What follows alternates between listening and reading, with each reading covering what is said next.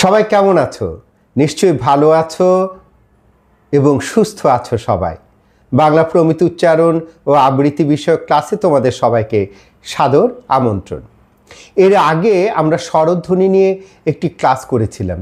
তোমরা যারা করেছো তাদের নিশ্চয়ই মনে আছে। সেটি হলো 3টি ধ্বনি পাশাপাশি রেখে একটি অনুশীলন করা। সেটা কি? অ আ ই, আ ই এ ও, এ ও উ উ এ অ। ঠিক আছে, এইবার আমরা ওইটিরই একটি সাঙ্গীতিক রূপ। সাঙ্গীতিক রূপ কীভাবে? যেমন যারা গান করে তারা কিন্তু গলাকে সুন্দর করবার জন্য, ঠিক আছে, অনেক চর্চা করে, অনেক সাধনা করে। কি যেমন সা রে গা মা পা ধা নি সা নি ধা পা মা গা রে সা।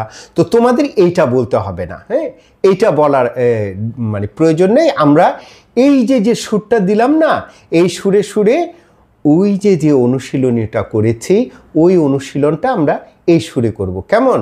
সেটা কিভাবে? অ আই এ ই এ ও উ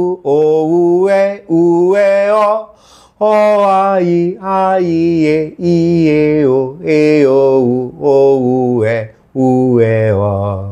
আরেকবার করব।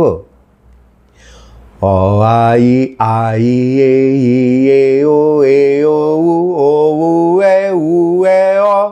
অ আই এ ই এ ও উ এ অ।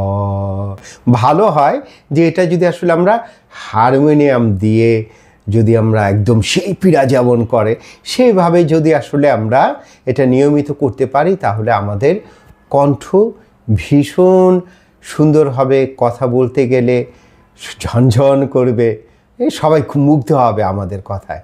ঠিক আছে, তো এই অনুশীলনটা আমরা সবাই নিয়মিত চর্চা করব। সবাই ভালো থেকো, ভালোবাসা নিও।